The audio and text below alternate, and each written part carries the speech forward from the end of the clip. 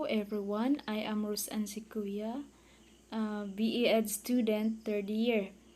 Now our topic is all about curricular landscape in the 21st century.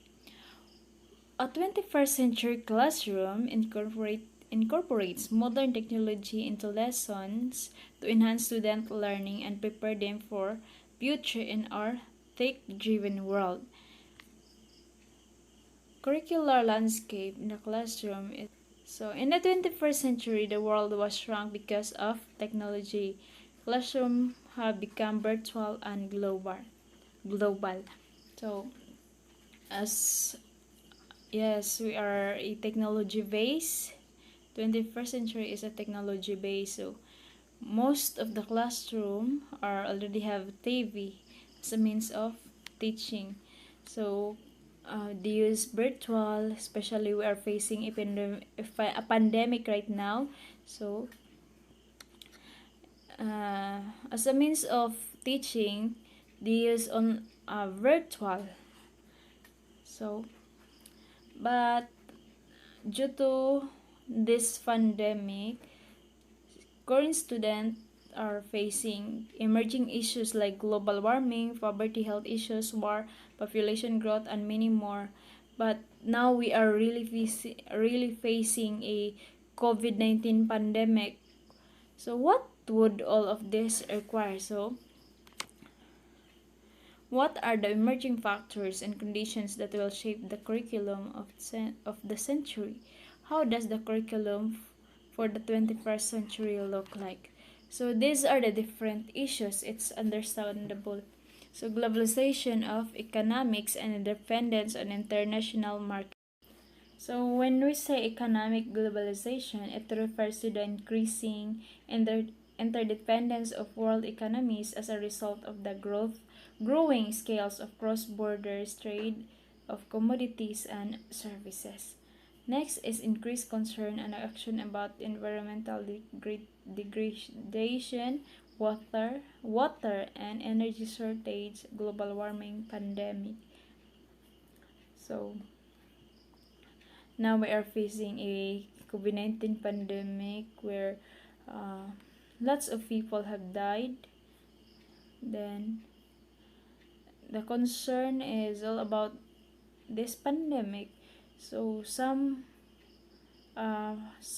environmental issues not yet solved. Next is nations competing for power blockbuster generating conflict but gives opportunities to build alliance and cooperation. It's very understandable. Next is increased global migration and opportunities for working overseas. Due to lack of job here in the Philippines, some Filipinos migrate to find uh, better opportunities to work there. Then science and technological revolution. So the science and technological revolution is making a fundamental change in agricultural production by transforming agriculture labor into type of industrial labor. So next is knowledge economy as a generator of wealth and job. So when we use our knowledge, it will uh,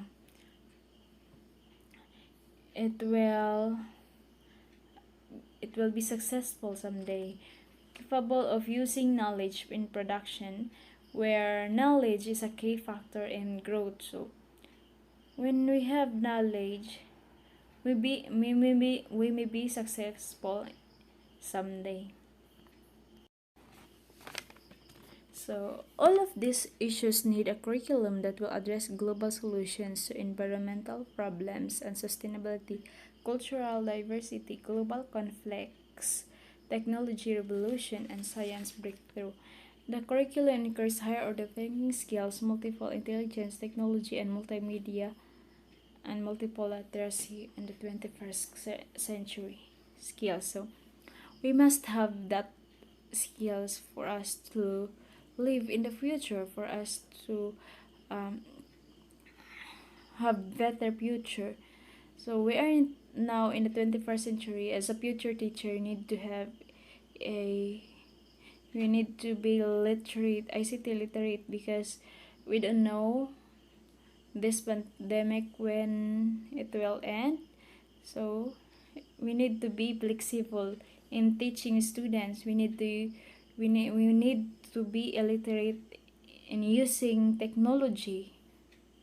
Literate, I mean, to use technology as a means of teaching. So the 21st century curriculum includes innovation skills, information and media, and ICT literacy. That's why we must study all about it, ICT literacy, because we are technology based, where classrooms become virtual. So these are the characteristics of curriculum. The curriculum for this century should inspire and challenge both the teacher and the learner. These are some of the characteristics of this curriculum.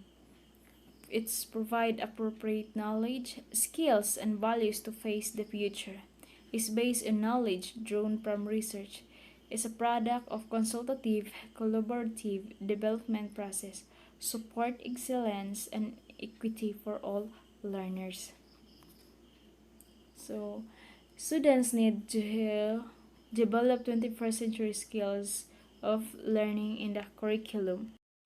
So, in today's world, information and knowledge are increasing at such an astronomical rate that no one can learn everything about every subject. So, what may appear true today could be proven to be false tomorrow, and the job that student will get after the graduation may not yet exist. So, for this reason, students need to be taught how to process, parse, and use information, and they need adaptable skills that can apply in all areas of life. So just teaching them ideas and facts without teaching them how to use them in real life settings is no longer enough. So schools need to adopt and develop new ways of teaching and learning that reflect a changing world. So teachers need to be flexible in teaching.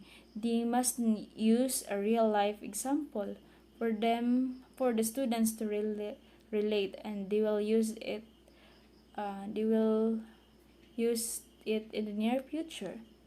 So the purpose of school should be to prepare students for success after graduation.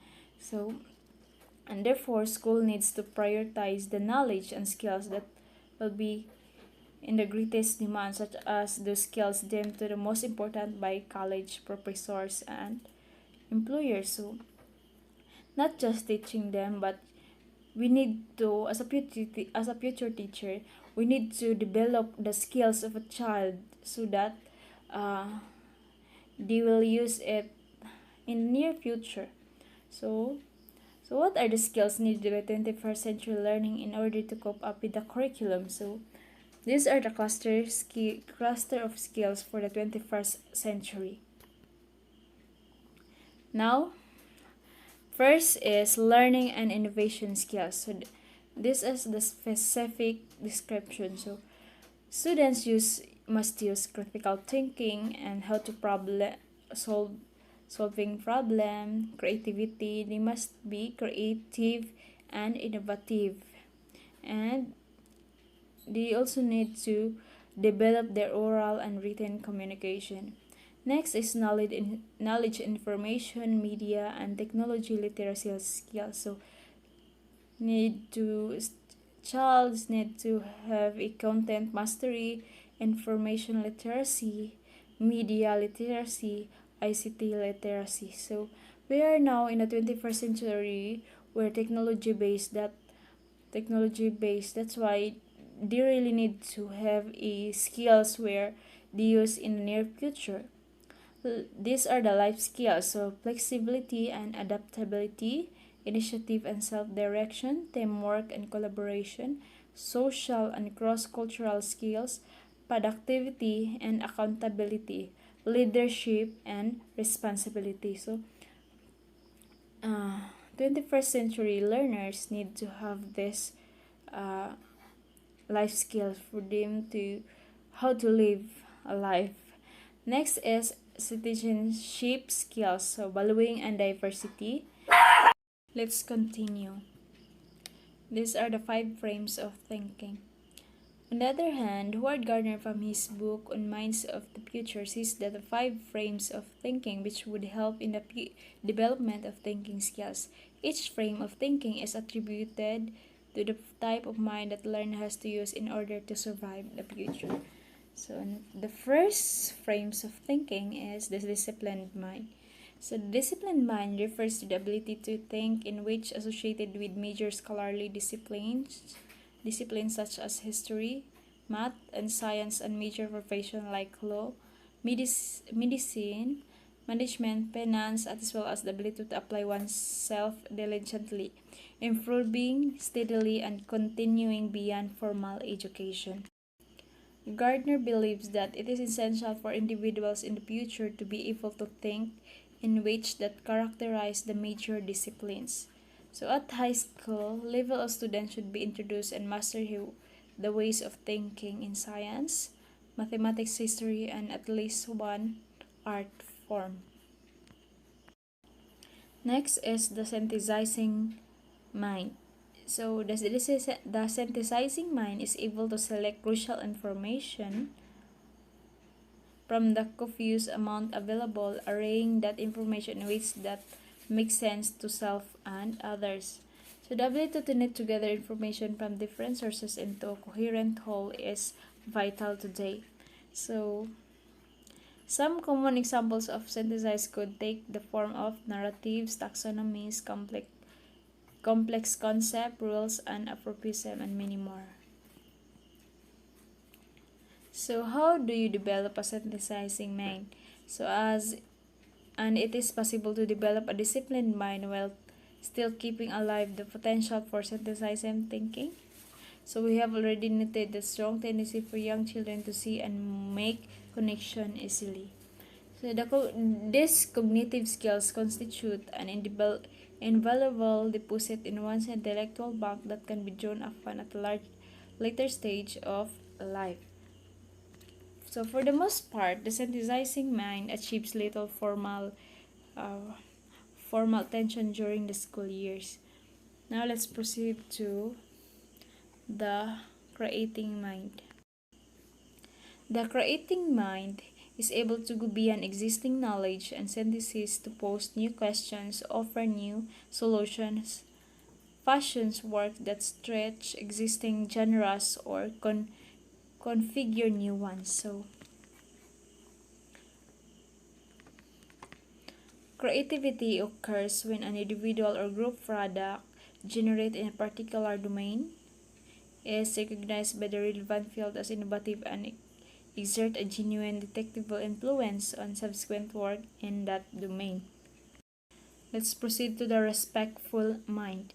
So the respectful mind responds sympathetically and constructively to difference among individuals and among groups, seeking to understand and work with those who are different, extending beyond mere tolerance and political correctness. So, human exhibit a deep-seated tendency to create groups to provide distinctive marks for these collectives and to adopt clearly positive or negative attitudes toward neighboring groups. Next is the ethical mind. The ethical mind is able to merge rules at work and as a citizen and act consistently with those conceptualization, striving towards good work and good citizenship. So lastly, Tony Wagner in his book The Global Achievement Gap mentioned the 7 survival skills for the 21st century curriculum. So Tony Wagner book The Global Achievement Gap explained the competencies high school and college graduates need in order to successful young professionals and global citizenship in today's society. So Wagner explains how much of the way we go about traditional schooling is really obsolete, and he can challenge educators to redefine what we mean by rigorous curriculum and schooling experience. So,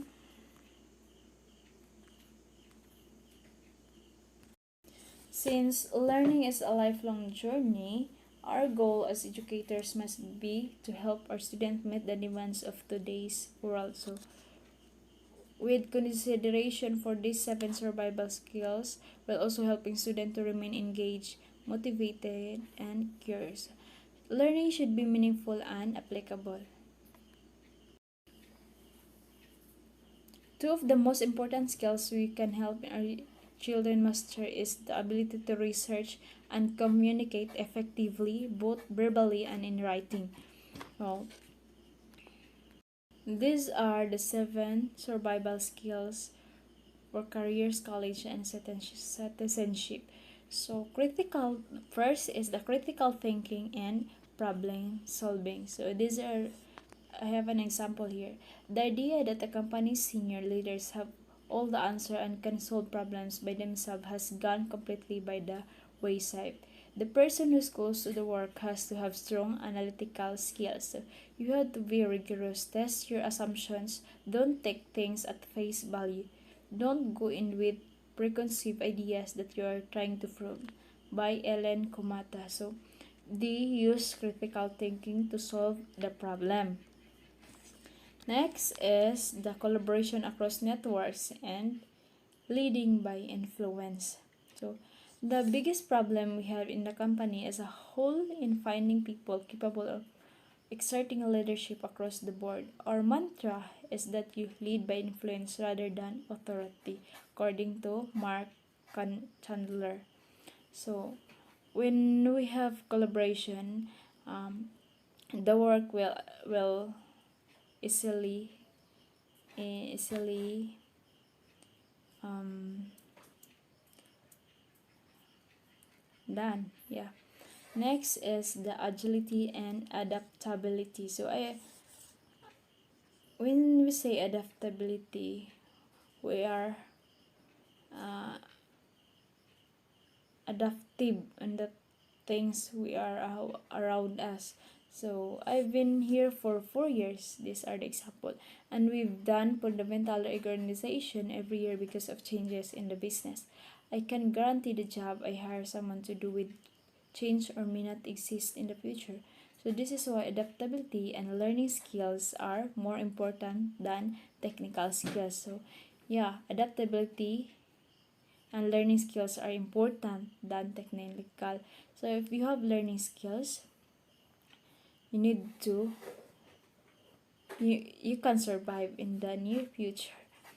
Next is the initiative and entrepreneurship. So this is very relatable. So for our production and craft staff, the our hourly workers, we need self-directed people who can find creative solutions to some very tough, challenging problems. So in this initiative, you use our knowledge to be initiative on that knowing of doing things. So when we use initiative in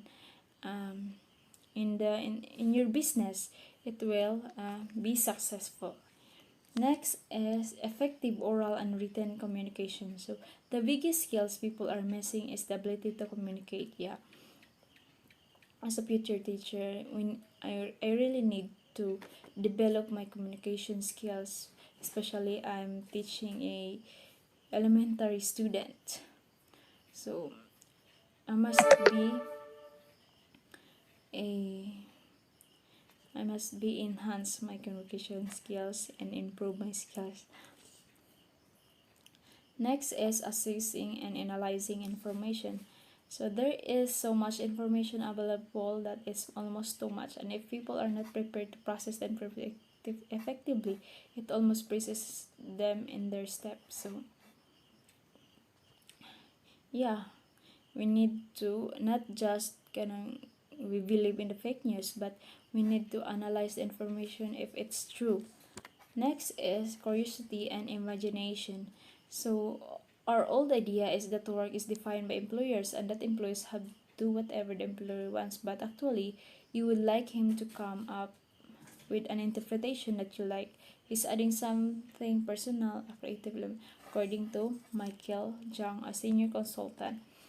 So curiosity and imagination. So most of us curious about things, but when we imagine or find solution to, not just we just be curious on things, but mm, do your job. Thank you, and that's all.